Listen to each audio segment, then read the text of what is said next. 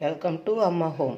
అమ్మ హోమ్లో dry fruits coconut milkshake కావలసిన పదార్థాలు: కోకోనట్ మిల్క్ 100 ml, ఎండు ద్రాక్ష 15, బాదం పప్పు 10, ఖర్జూర 3, జీడిపప్పు 7, వేరుశనగ గుళ్ళు 2 టేబుల్ స్పూన్స్, తేనె కొంచెం.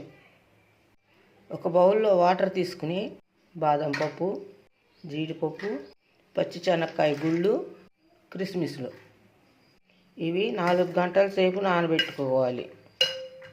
డ్రై ఫ్రూట్స్ నానిపోయినాయి. ఇప్పుడు ఈ బాదం పప్పుల్ని తొక్క తీసుకోవాలి.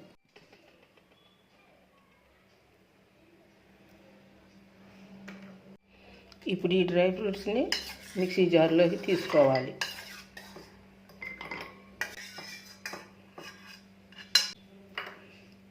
బాదం పప్పులు, గింజ తీసిన ఖర్జూర పండు. ఇప్పుడు వీటిని ఏదైతే నానబెట్టిన నీళ్ళు ఉన్నాయో ఆ నీళ్లు పోసుకుంటూ మిక్సీ పట్టుకోవాలి. బాగా మెత్తగా మిక్సీ పట్టుకోవాలి. ఇలా మెత్తగా పట్టుకున్న ఈ పేస్ట్లో కొబ్బరిపాలు పోసుకుంటూ మళ్ళీ మిక్సీ పట్టుకోవాలి. ఈ మిగిలిన పాలు కూడా పోసేసి మళ్ళీ మిక్సీ పట్టుకోవాలి.